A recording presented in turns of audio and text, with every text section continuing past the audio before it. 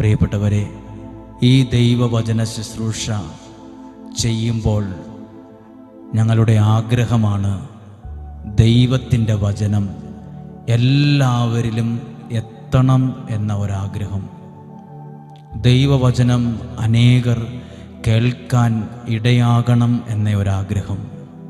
പ്രിയപ്പെട്ടവരെ, ഈ വീഡിയോ നിങ്ങൾക്ക് ഇങ്ങനെയൊരു നിയോഗം, ഒരാഗ്രഹമുണ്ടെങ്കിൽ സാധിക്കുന്നിടത്തോളം ആളുകളിലേക്ക് ഷെയർ ചെയ്യാം. ദൈവവചനം എല്ലാവരും കേൾക്കാൻ ഇടയാകണം എന്ന ആഗ്രഹമുള്ള നിങ്ങൾക്കും ഓരോ വചനപ്രഘോഷണത്തിൻ്റെ വീഡിയോകളും അനേകരിലേക്ക് നിങ്ങൾക്കും ഷെയർ ചെയ്യാൻ പറ്റും. പ്രാർത്ഥിക്കാം. തുടർന്നുള്ള ദൈവവചന ശുശ്രൂഷയ്ക്കായി പ്രാർത്ഥനയോടെ നമുക്കൊരുങ്ങാം. ശ്രദ്ധിക്കുക, ഈശോയുടെ അടുത്തേക്ക് വന്ന ആരെയും ഉപേക്ഷിച്ചിട്ടില്ല. ഈശോയുടെ അടുത്തേക്ക് വന്ന ആരെയും അവിടുന്ന് മാറ്റി നിർത്തിയിട്ടില്ല. ഈശോയുടെ അടുത്തേക്ക് വന്ന ആരെയും ഇവിടെ നിന്ന് ഇറങ്ങിപ്പോകാൻ പറഞ്ഞിട്ടില്ല. ഈശോ എല്ലാവരെയും സ്വീകരിച്ചു. എല്ലാവരുടെ ജീവിതത്തിലും അനുഗ്രഹത്തെ കൊണ്ടുവന്നു. സങ്കീർത്തനം 7-ാം അധ്യായം 10-ാമത്തെ വാക്യം: ഹൃദയ നിഷ്കളങ്കതയുള്ളവരെ രക്ഷിക്കുന്ന ദൈവമാണ് എൻ്റെ പരിച.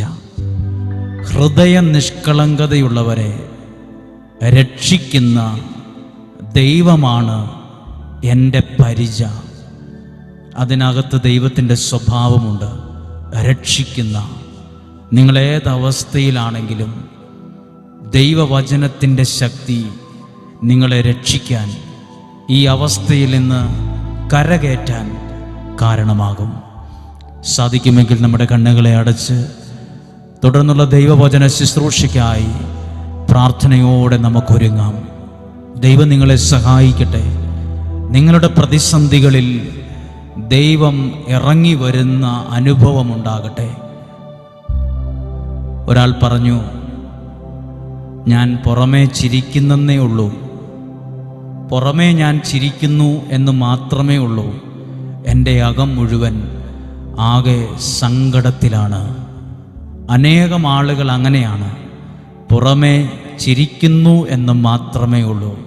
ചില ആളുകൾ പറയില്ലേ, ഞാൻ ചില കാര്യങ്ങൾ ആലോചിക്കുമ്പോൾ എനിക്ക് ഭയം തോന്നുന്നു, ചില കാര്യങ്ങളെക്കുറിച്ച് ഞാൻ ചിന്തിക്കുമ്പം എൻ്റെ ഉറക്കം നഷ്ടപ്പെടുന്നു, ചില കാര്യങ്ങളെക്കുറിച്ച് ഞാൻ ചിന്തിക്കുമ്പം എനിക്ക് എൻ്റെ മനസ്സ് നിയന്ത്രണം വിട്ടുപോകുന്നു, ഞാൻ നിൽക്കുന്ന സ്ഥലം കുഴിഞ്ഞു പോകുന്ന പോലെ എനിക്ക് തോന്നുന്നു, ഞാൻ നിൽക്കുന്ന സ്ഥലം കുഴിഞ്ഞു പോകുന്നത് പോലെ. ഇനിയൊരു കാര്യം ശ്രദ്ധിക്കുക, നിങ്ങൾ കണ്ണുകളടയ്ക്കുമ്പോഴോ ശാന്തമായിരിക്കുമ്പോഴോ ഏത് കാര്യമാണോ നിങ്ങൾക്ക് ഭയം തോന്നുന്നത്, ഏത് കാര്യമാണോ നിങ്ങളുടെ മനസ്സിനെ ദുഃഖത്തിൽ ആഴ്ത്തുന്നത്, ഏത് വിഷയത്തെ ചിന്തിക്കുമ്പോഴാണോ നിങ്ങളുടെ ഹൃദയത്തിൽ അമിതമായ ഉത്കണ്ഠ വരുന്നത്, പല കാര്യങ്ങളാകാം.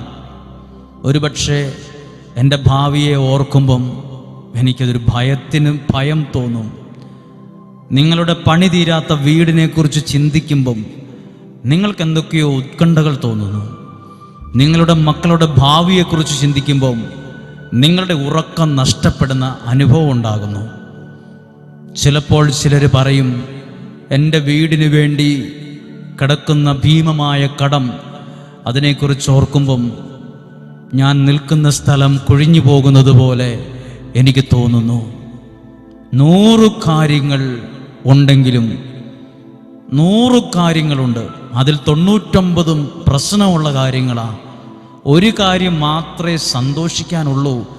അങ്ങനെ ഒരു സാഹചര്യത്തിലാണെങ്കിലും ഇന്ന് കേൾക്കുന്ന വചനം ആ മേഖലകളിൽ ഏത് കാര്യം ചിന്തിക്കുമ്പോഴാണോ നിങ്ങൾക്ക് ഭയം തോന്നുന്നത്, ആ വിഷയത്തിൽ ദൈവം പ്രവർത്തിക്കുന്ന ദിവസമാണ് ഈ വചനത്തിലൂടെ. ഏത് കാര്യം ഓർക്കുമ്പോഴാണോ നിങ്ങൾക്ക് ആകുലതയുണ്ടാകുന്നത്, ആ വിഷയത്തിൽ ദൈവം ഇടപെടും. സാധിക്കുമെങ്കിൽ നിങ്ങൾ ചിന്തിച്ചു നോക്കുകയെ. ചിലപ്പോഴെങ്കിലും നിങ്ങൾ പറയും, ആ വിഷയത്തെക്കുറിച്ച് എന്നോട് പറയുകയേ ചെയ്യരുത്. ആ വിഷയം എന്നെ ഓർമ്മപ്പെടുത്തരുത്. ഞാൻ അതിൻ്റെ മുകളിലൊന്ന് ജീവിക്കാൻ പഠിച്ചുകൊണ്ടിരിക്കുകയാണ്. അതൊരു ജീവിക്കാൻ പഠിക്കലല്ല.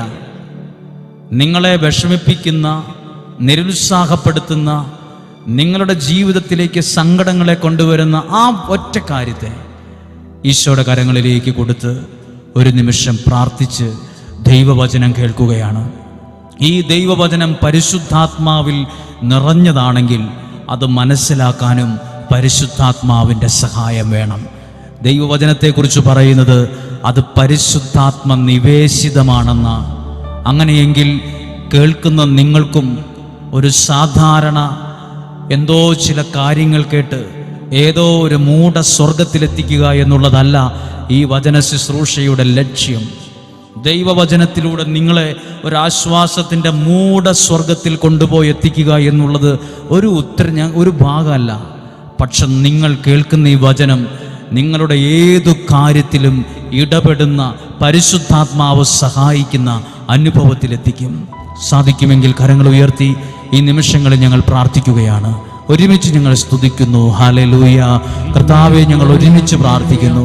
കേൾക്കുന്ന വചനം ഞങ്ങൾക്ക് പ്രയോജനപ്പെടാൻ പ്രാർത്ഥിക്കുന്നു. ഈ വചനം കേൾക്കുന്ന നിങ്ങളിൽ ദൈവിക സ്പർശനമുണ്ടാകാൻ പ്രാർത്ഥിക്കുന്നു. ദൈവത്തിൻ്റെ സൗഖ്യം ലഭിക്കാൻ പ്രാർത്ഥിക്കുന്നു. പരിശുദ്ധാത്മാവിൻ്റെ ഇടപെടലുണ്ടാകാൻ പ്രാർത്ഥിക്കുന്നു.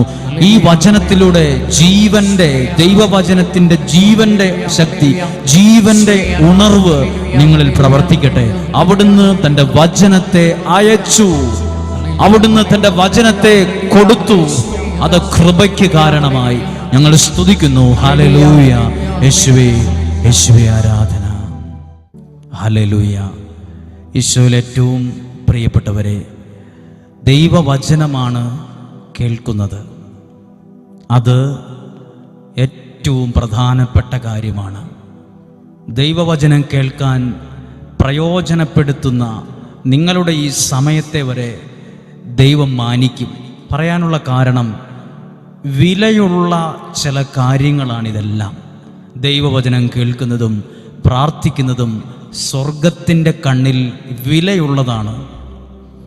വിലയുള്ളതിനെ വിലയുള്ളതായി കണ്ടാൽ ആ കാണുന്നവരും വിലയുള്ളവരായി അങ്ങ് മാറും. അല്ലെങ്കിൽ ദൈവം അവരെ വിലയുള്ളവരാക്കി മാറ്റും. അങ്ങനെയെങ്കിൽ ദൈവവചനം കേൾക്കുന്ന നിങ്ങൾക്ക് ഈ സമയം വിലപ്പെട്ടതാണെങ്കിൽ നിങ്ങളുടെ ജീവിതവും ദൈവം വിലയുള്ള ഒന്ന് ആക്കി മാറ്റും. ഹല്ലേലൂയ. യേശുവേ നന്ദി. പ്രിയപ്പെട്ടവരെ, ഒരു ചെറിയ കാര്യം പറഞ്ഞ് ദൈവവചന ശുശ്രൂഷ ആരംഭിക്കട്ടെ. അതായത്